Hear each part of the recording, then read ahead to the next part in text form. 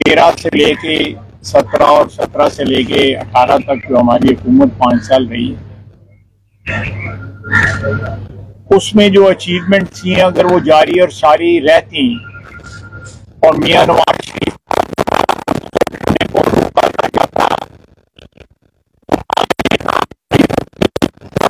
Bill ज्यादा आ रहे होते, ना जो है पेट्रोल जो है वो महंगा होता, ना चीजों को जो है 5 साल का दौर जो है कराची से लेके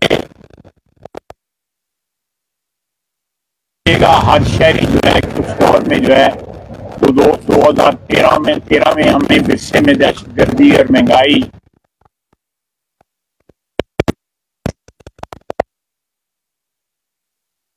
अब फिर इंशाल्लाह ताला जो है नवाज शरीफ जो है 11 रुपए का यूनिट बिजली का छोड़ के गया था, जो इस वक्त 56 रुपए हो चुका है।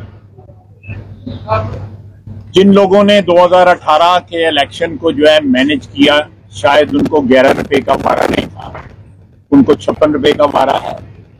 पता नहीं वो बिजली का बिल ही हो सकता है ना दे। उसके बाद डॉलर जो है वो 100 रुपए का,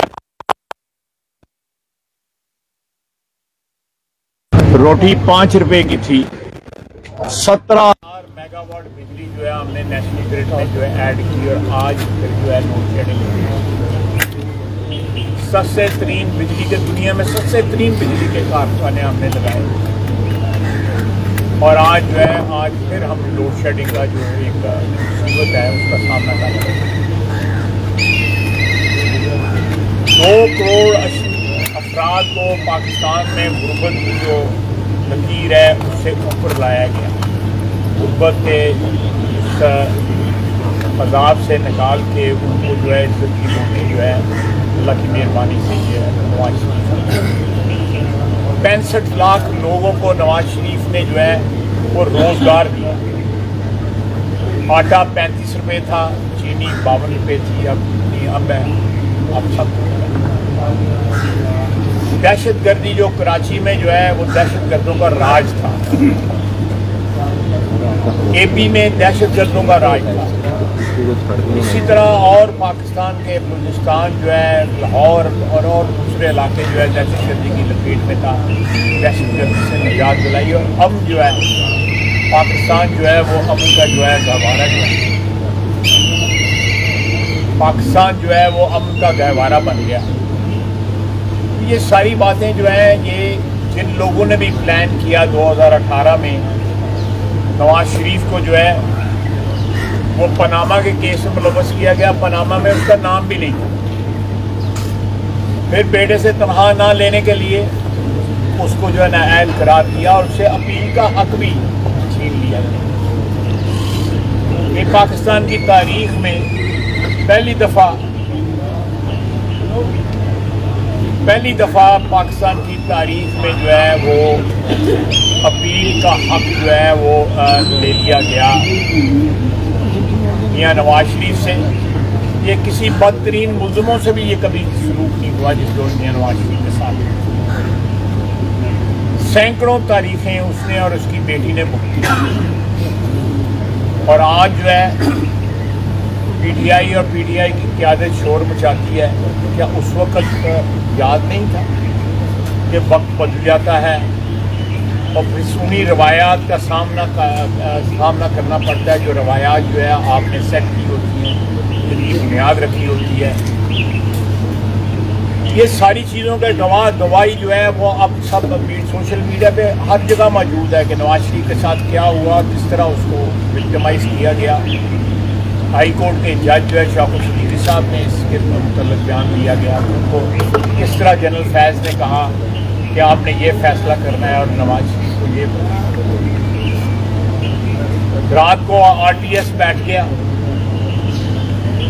और जो है सुबह एक कठपुतली जो है जो फिर उनके गले पड़ गया, जो लाए उनके गले पड़ गया,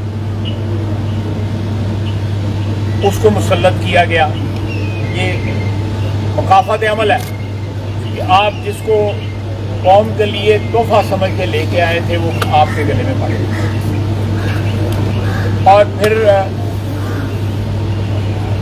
अब यहाँ तक पहुँची कि जब देखा कि अदम एतमाद की तहरीक जो है वो कामयाब हो रही है तो IMF के ख़िलाफ़ जो है वो तमाम जो अंडरस्टैंडिंग थी उसकी वायलेशनें की ताकि मईशत बैठ जाए और मुल्क जो है डिफ़ॉल्ट कर जाए।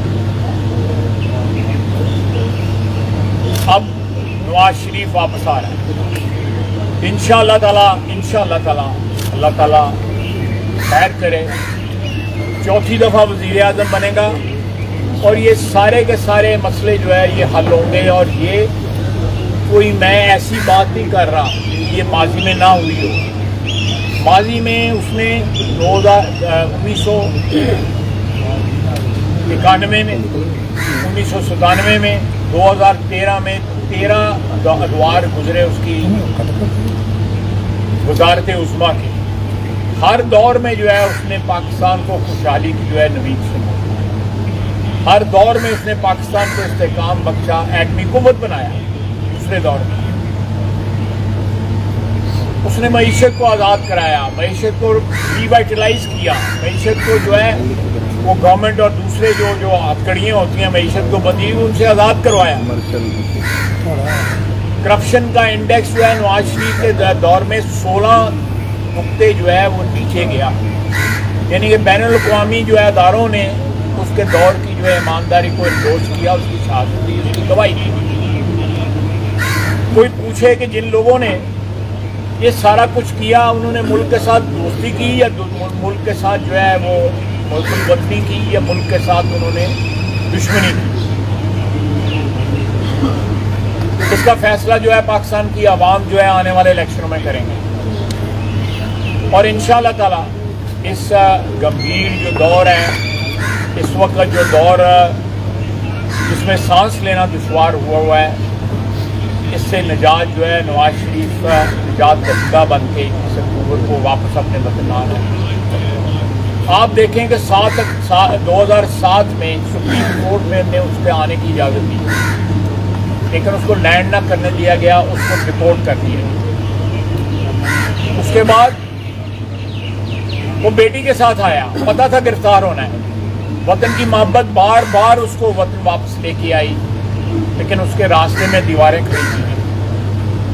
अब इंशाअल्लाह ताला 21 अक्टूबर को वो आएगा और एक दफ़ा खुशहाली का दौर जो है चौथी दफ़ा उसकी वज़ारत उज़्मा में दोबारा चौथी बार स्टार्ट हुआ है। बिजली के बहरान से निजात मिलेगी, गैस के बहरान से निजात मिलेगी, महंगाई से निजात मिलेगी। और इन्हीं इश्यूज़ के ऊपर, इन्हीं वादों के ऊपर हम इलेक्शन में जाएंगे। वादे हमने माजी में भी इफ़ा किए और इंशाअल्लाह ताला अब भी उन वादों को जो है हम इफ़ा करेंगे।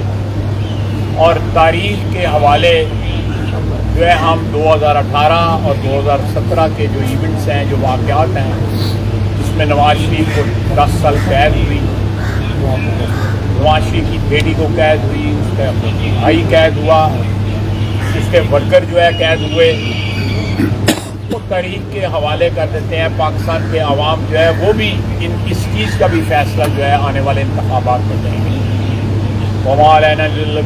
आप जो सवाल पूछना चाहते हैं मैं हाजिर हूँ।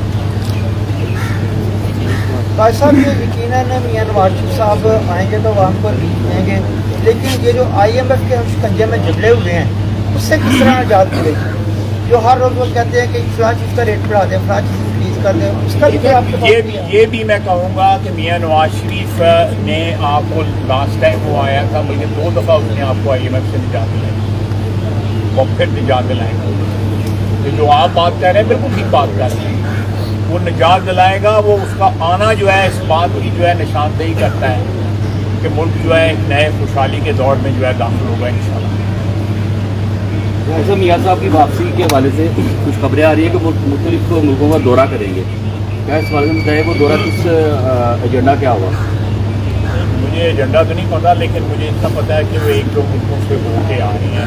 मेरा ख्याल है 1-2-4 दिनों में लंदन से निकल आएंगे और 21 को इंशाअल्लाह ताला पाकिस्तान खानों की पाकिस्तान के ऊपर पॉलिसी। ऐसा कि पीडीएम के दौर में तमाम पार्टियाँ एक साथ हुई, महंगाई पे काबू नहीं पा सकती, तो किस तरह की पॉसिबिलिटी है कि देखिए ये पीडीएम के 5 जो थी, एक तो हमें जो है एक सूरत हाल जो है विरसे में मिली थी जो IMF के साथ जिस तरह आपने, हम उससे नहीं निकल सकते।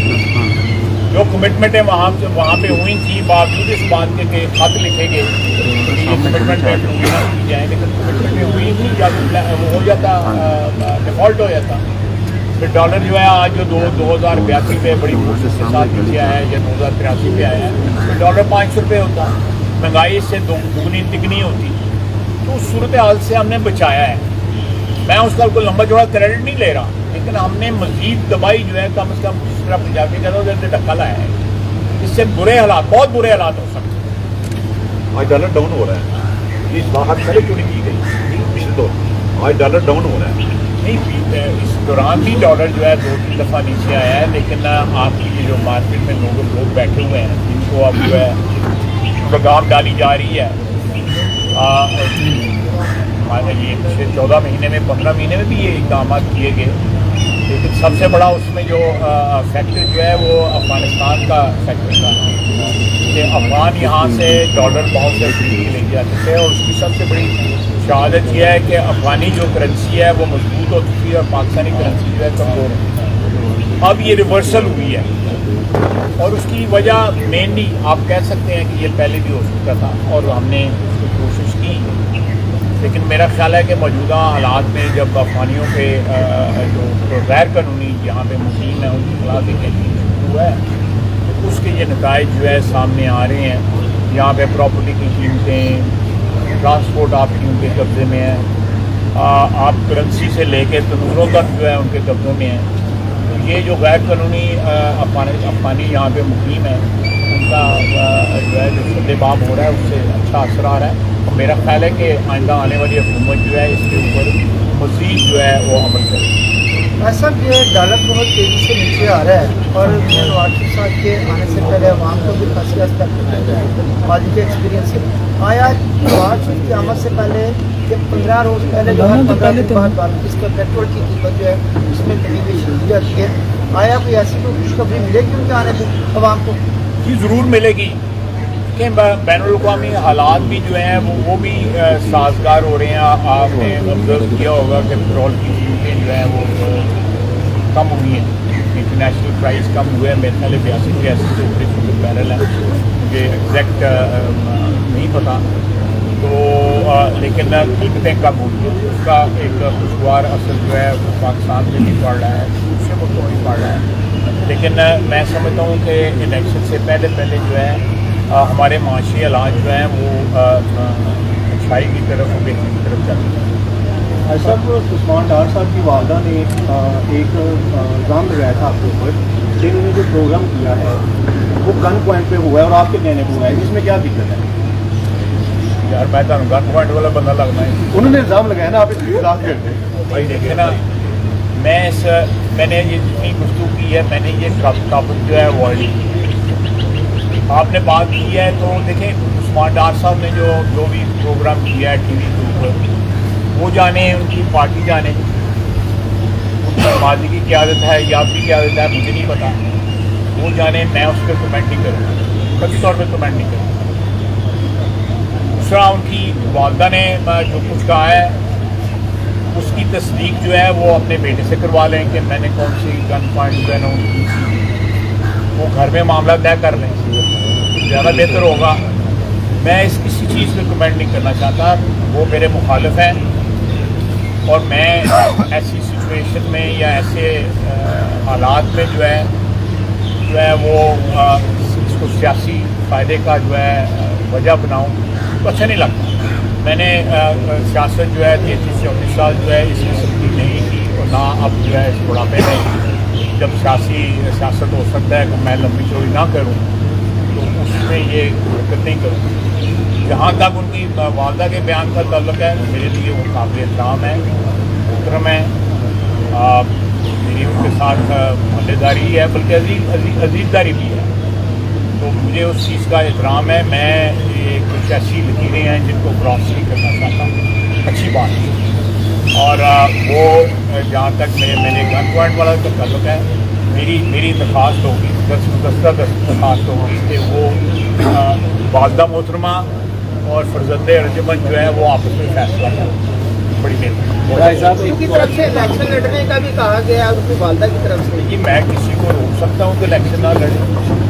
वो ऐसा हालात नहीं पैदा हुआ कि मैं अपनी मर्जी का कैंडिडेट लाके आऊँ। अच्छा सर, ये का पीडीएम के साथ गुज़िश्ता जो हुकूमत में आप शामिल रहे हैं, तो ये कैसा एक्सपीरियंस था? अगर माजी का अच्छा एक्सपीरियंस था तो नेक्स्ट अगर मौका मिले तो क्या दोबारा इलाक हो सकता है? बिल्कुल हो सकता है। अच्छा एक्सपीरियंस था, मुश्किल था। बीच में ऐसे मरहले भी आए जहाँ पे जो है वो अंडर स्ट्रेस आया, ये इत्तेहाद जो है उसमें प्रेशर इंक्रीज हुआ, from with in pressure increase हुआ।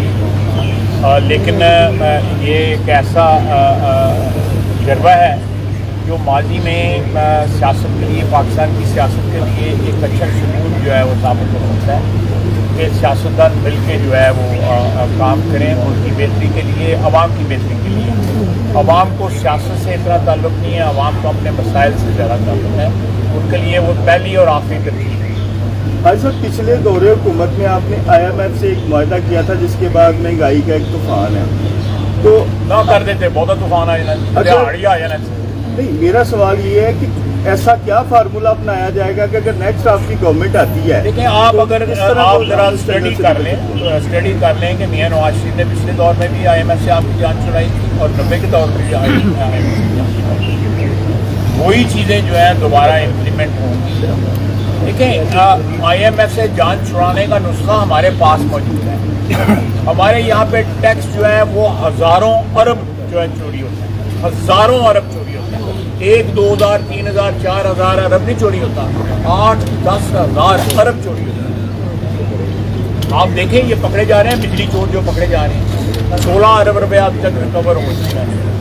और बिजली ज़्यादातर उन इलाकों में चोरी होती है जहाँ पे लोग, अमीर लोग रहते हैं, फैक्ट्री हैं, दुकानें हैं, मार्केटें हैं, वहाँ पे चोरी होती है क्योंकि वहाँ पे कंजम्पशन ज़्यादा होती है, इसलिए चोरी भी वहाँ पे ज़्यादा होती है। इसी तरह के बेशुमार तरीके हैं जो हमारे मुल्क में इस वक्त मौजूद हैं जहाँ पे चोरों की एक्चुअली शनासाई है, बाकायदा लोग उनके चेहरे पहचानते हैं। वो चेहरे असेंबलियों में पहुँचे हुए हैं, सेनेट में पहुँचे हुए हैं। ये जितने चोर हैं, टैक्स चोर, बिजली चोर, ये जितने बड़े बड़े आपको डिपार्टमेंटल स्टोर मिल रहे हैं, ये सारे ट्रांजिट ट्रेड में लेके जाते हैं सामान और वापस आते हैं। इनके शेल्फों में जाके देखें, पूछें उठा के ये शैम्पू कहाँ से आया है, ये बिस्कुट कहाँ से आया है, ये डॉग फूड कहाँ से आया है, ये कैट फूड कहाँ से आया है, तो आपको पता लग जाएगा कि हल किधर है इन सारी चीज़ों का। बंद करें ये सारे सामान चाहिए जो है और इन चोरों को पकड़ें, अंदर करें। और गुजरांवाले में हुआ ना, एक चोर पकड़ा गया है, 12.5 करोड़ रुपया उसने बिल देना था, वो कितना बड़ा ना आएगा। एक दूसरे की सारी दुनिया को जानती रह गया, चोर है। अच्छा, आज साहब, आज सवाल ये है कि उस्मान डार के खिलाफ एंटी करप्शन और दीगर FIA में जो मुकदमात थे, अब उनकी भी प्रेस कॉन्फ्रेंस के बाद क्या वो मुकदमा खत्म हो जाएंगे या वो चलेंगे? ये उसका जवाब वही दे सकते हैं। मैं तो ना मैंने मुकदमा बनाया है, ना मुझे पता है कि उनके खिलाफ मुकदमा है। कथित तौर पर मेरे खिलाफ बने, मेरे खिलाफ आर्टिकल 6 भी लगा, इसकी सजा जो है फांसी है। मेरे इस मुल्क के अंदर जो है 2 अहले खाना हैं, और के अलावा एक मेरा बेटा और एक मेरी वाइफ है, वो भी मुकदमों में थी, मैं भी मुकदमे में था। मैंने 6 महीने कैद काटी। मेरे खिलाफ दरखास्तें जो हैं वो 1999 से मैं 6 महीने दरखास्तें दी गई, फिर उधर भी मैंने 6 महीने कैद काटी। मुझे कोई गिला नहीं है, मैं सियासी वर्कर हूँ। सियासी वर्कर विक्टिमाइज होते हैं, मैंने ये काम नहीं किया, मैंने ना कभी किसी के खिलाफ दरखास्त दी। आप मीडिया वाले सारे इस बात की गवाही दें कि आपको कभी पता हो कि मैंने किसी के खिलाफ गवाही दी या शहादत दी हो या दरखास्त दी हो। मालूम सियासत में ये नई चीज़ें बर्दाश्त हो सकती हैं, बंदे को सियासत छोड़ देनी चाहिए। बर्दाश्त हो रही हैं तो सियासत कर रहा हूँ, जिससे नहीं बर्दाश्त होगी सियासत छोड़ दें। शुक्रिया भाई साहब। आजकल डॉक्टर फिरदौस साहबा बड़ा आपसे गिला करती नजर आ रही है, मिला क्या? यार मेरी एक तो मेरी लगता कि चंगा नहीं, मैं लगता है मेरा हमदर्द है या मुखालफ है। मैंने लिफ्ट नहीं करा रहे भाई साहब।